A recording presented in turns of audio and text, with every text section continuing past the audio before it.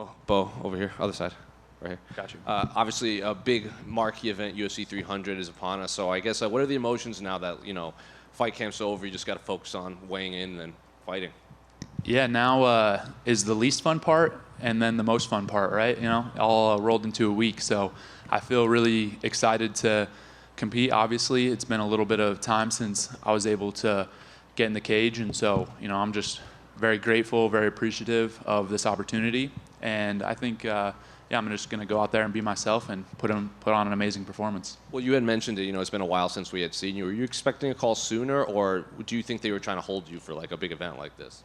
Well, it was part of my plan to take a little bit of time off. At that point last year, with my last fight, I had taken 5 fights in 365 days and just been on basically a year's worth of training camps. And I wanted to take some time and focus on my development, and training for a fight and just training to get better and improve are a little different.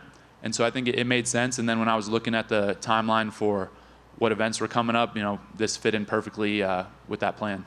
Well, I know you famously said, you want to be on pay-per-view main cards, but I guess people were a little surprised given the amount of marquee names at UFC 300 that you were still on the pay-per-view. So were you surprised that they put you above guys like Yuri and Alex and everything? Yeah, I didn't expect it. I think that it's a big honor for me to be where I'm at on the card, and just to be on this card in general, because there's so many amazing fighters and so many guys that have a ton of experience and who are just doing big things in the sport. And so I feel like it says a lot about me, about the UFC and our plans, and I think they align. And I think that I'm just grateful to be where I'm at, and grateful to have this platform to go do my thing. When they brought Cody Brundage's name to you, another guy with an extensive wrestling background, not at your level, but he obviously wrestled for most of his life. So what did you make of his name when they approached you? Yeah, I was excited for that. I think that just getting to compete against another wrestler is a new challenge for me. Everybody that I've fought thus far, hasn't had a wrestling background, and so this will, I think, present different problems for me to solve in the fight, and that's going to be a big part of my development, is just continuing to get different looks and improve and feel different things in the cage. So, hopefully he can give me a little resistance in there, and I'll figure it out. He was in here earlier, and he said he was glad he was getting you now. Like, he thinks right now is the perfect time to get you because you haven't developed quite as some of the other fighters in the division. Do you think he's kind of overlooking you, or is he just kind of talking that to kind of sell the fight? I think that makes perfect sense what he's saying, because I'm only going to improve and get better, right? Like, I think if it were up to him, he would have loved to get me like a year ago, right? So everybody knows that my capability and what I was able to do in wrestling, and I think they obviously assume that that'll translate over to fighting, and it has so far. So for him to say that, I think makes perfect sense, and I think for me it's just continually improving and moving forward. And my goal isn't to win. I obviously want to win this fight, but my goal is to be the pound-for-pound #1 fighter in the world and UFC champion. So this is a part of that process. And you were obviously in the headlines for your comments about Jordan, Burrow, and everything. So I guess what's the wrestling community reaction to that and the reception to your comments? Yeah, it's interesting. I definitely expected the wrestling community to be maybe taken aback by it or a little surprised, just given his standing in the community. But I've gotten a lot of support from people that are actually like in the community, that wrestlers, coaches, people that are in it, not just fans that are kind of watching from the outside. And everybody is kind of on the same page as me. So that was interesting to me. It's not something that I expected, but I just pretty much was frustrated with what he had to say and let that be known. The final one for me. Can I get your thoughts on the main event between Alex and Jamal, and then the BMF fight between Justin and Max? Yeah, both fights are going to be amazing contests. I think those guys are extremely skilled in what they do, and looking forward as a fan of the sport to watching both those fights. Definitely, I would say like kind of dream matchups, if you will, for guys that go out there and they're going to get after it, and they just put on amazing shows. So I'll be tuning in probably from home at that point. But excited to watch those fights. Bo, right here. You talked about how the UFC is positioning you on this card, what Cody says about your potential and things like that. It seems like everyone knows what you can be capable of, and maybe the only thing that could stop you is yourself at this point. So how do you keep grounded and make sure you're training properly, dieting, focusing, all these things, and not letting any of the outside stuff seep in? I think it starts with why I'm doing what I'm doing. I'm not doing any of this for outside attention or for money or any of this external kind of stimulus, external reward. It's all because I love it. At the end of the day, I could probably go do a lot of different things, a lot of things that are easier than being an MMA fighter. And but this is what I'm choosing to do. And so obviously take that very seriously. I'm very motivated, very disciplined. And that's probably a testament to the people that I've been able to be around, coaches, teammates, my dad, people that have had a positive impact on me and been good examples for me. And basically, to sum it up, I do this because I love it and not for any of the extracurricular stuff. Is it important, though, that you keep, I guess, setting new goalposts and keep finding ways to be pushed? Because, complacency can be like the worst thing for fighters in the sport. Do you see that and know that there needs to be collaboration with the UFC to continue this in a way that keeps you focused with everything you just said there? I think that, there's definitely collaboration. I feel like when I look at the UFC and myself, I see us as we're on the same team. We want the same things. And so that's something that I think has been a really positive relationship thus far, and we've been aligned. And, I think that will continue moving forward. That being said, I feel like I'm fighting better and better guys every single fight, which is good. It's what I want, and I want to continue, fighting better guys. And, soon enough, I'll be fighting ranked guys, for the belt and stuff like that. So, yeah. You can find yourself anywhere between minus 2,000 and minus 3,000. Good value? Yeah, I think the math checks out to me. If I'm being honest, any number on me is basically just free money at this point. So I have had some people asking me, predictions and things like that for the fight, and it's really tough to predict a fight, but I know I'm going to win. That's the only thing I'm really sure of. Hey, Bo, and just sort of piggybacking on that, do you feel like you have the most pressure on the card because of the betting odds, right? You look at some of the other fights, no one's like a minus 2,000 favorite. Do you feel like you have the most pressure? Pressure is such an interesting thing because it's really just all of your perception, and all the pressure that I feel comes from internal, it comes from myself. And, I put pressure on myself because I love what I do, I care about it, and I train really hard. And really that's all I feel. I think that my coach at Penn State, Cale Sanderson, he's talked to us about pressure a lot. And, to sum it up, it's okay to be nervous. It's okay to feel pressure. It's just not good to be nervous about that. So for me, I know I'm going to feel this pressure because I choose that. And I'm the one that signs the contract that decides that I'm going to go out there and fight. And I do it because I love it. Who did you get to work with for this camp leading into the fight with Brundage? Fortunately, this camp, I've had a lot of really good training partners. Obviously, my two guys at home in Pennsylvania are Anthony Kassar and Musa Al-Suleimani, both national champions, one in wrestling, one in boxing, so high-level guys, and two of my best friends. So those are guys that I'm working with on a daily basis. And then I was also grateful that I was able to go down to Florida, train with some really high-level guys down there at American Top Team. Johnny Eblin, Marvin Vittori, are a few names that I was able to get some rounds in with. And so really, feel like I feel like I had a really good camp and feel well prepared. Does that give you confidence, obviously, working with a guy like Eblin, who, Bellator champ and, competing at a high level, Vittori's a ranked middleweight? Is that a good way to kind of gauge where you are in the division? Yeah, I think so. For me, development is very important. It's important for me to push myself against the best guys. And I think that, obviously it's cliche, but people talk about, train hard and fight easy. And that is the way I see it, though. That's been the way I've seen it since I was a kid. And I always, traveled to get the best training partners when I was in middle school and high school, and then going to Penn State for college. Obviously, I had the best training partners in the world. And, I'm taking that same mindset into MMA, and I want to work with the best guys, best coaches, and I feel fortunate and grateful that they're, wanting to work with me as well.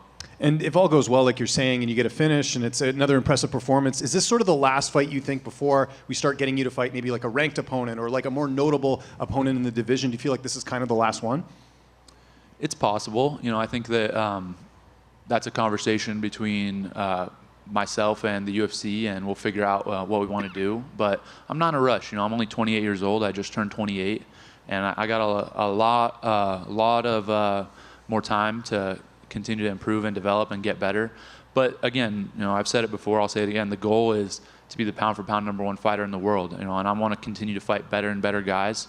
But at the same time, focus on the improvement aspect of it. Like, I need to get better to get to where I want to be. And so whatever the development looks like and the process, then that's what it'll be. And just last one for me, Khamzat Chimaev now looks like he's a mainstay at 185. He's fighting Robert Whittaker coming up. I know this is down the line, but you got to be a bit excited about that potential matchup just with both of your styles.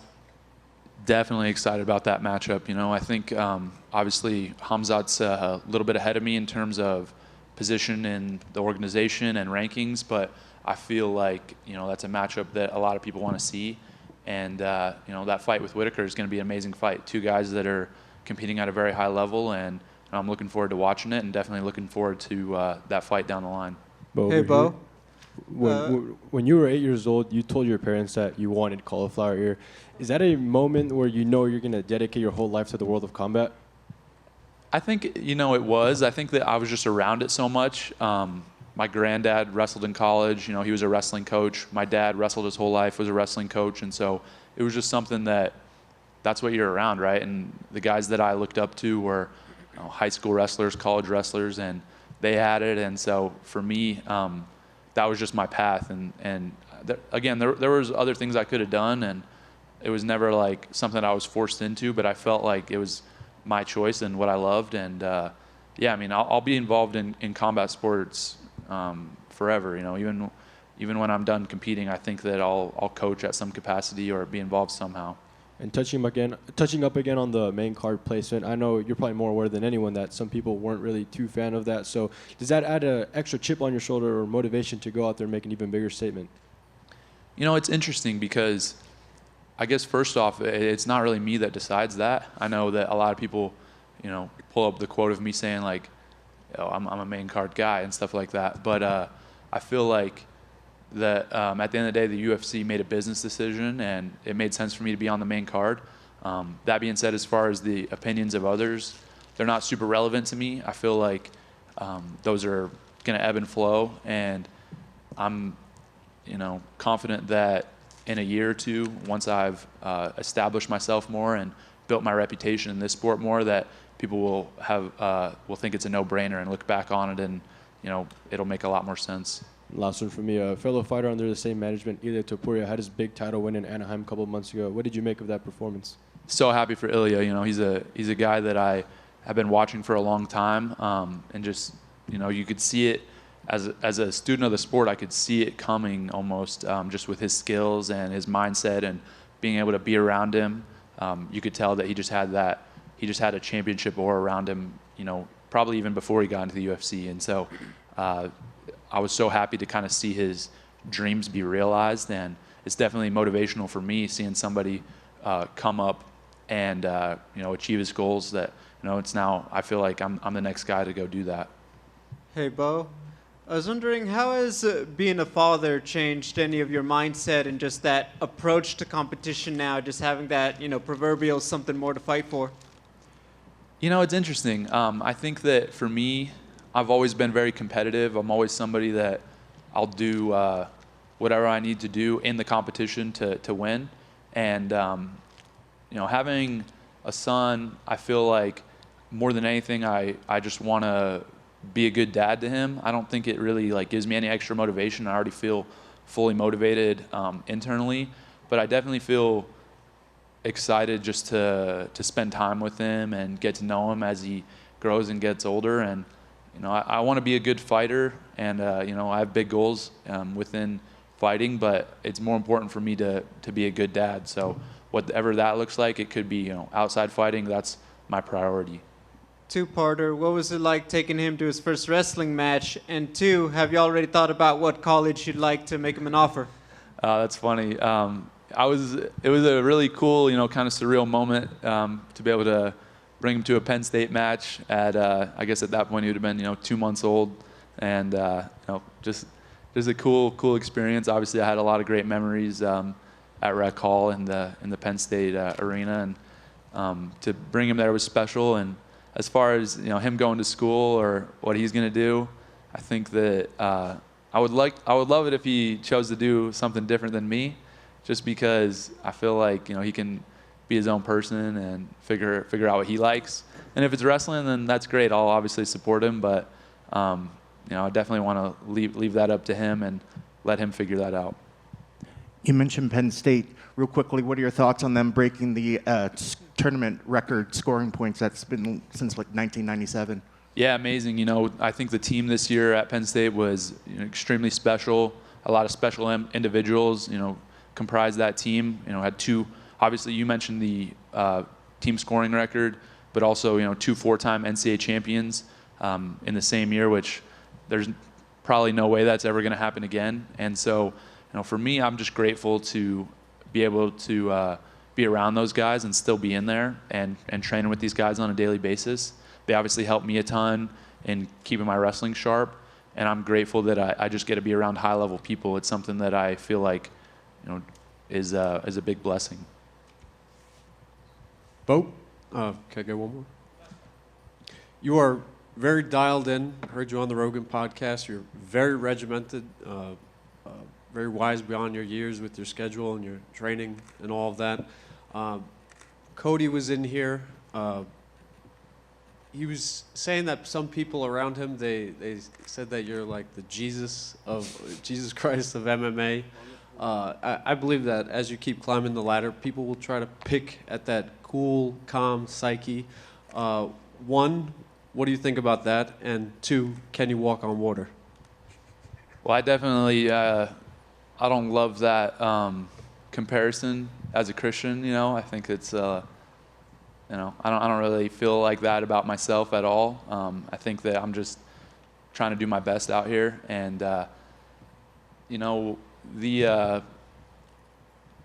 I'm a little confused by the question, I guess, but I feel like Are you prepared for people to, as you're climbing Right. the ladder, to pick at your Gotcha. your Yeah, calm, yeah. cool demeanor? Yeah, I feel fine, with people saying whatever they want to say. Of course, people are going to try to get a rise out of me or, say things that to throw me off. But I'm just trying to go out there and accomplish what I want to accomplish. And however they want to go about it is really irrelevant to me. It makes no difference. And people want to sell the fight, people want to build the fight up, and I get that. But for me, no matter what's said in the lead up or the fight week, we're going to get locked in the cage. So that's what I'm focused on, and anything that is important will come to light right in that moment.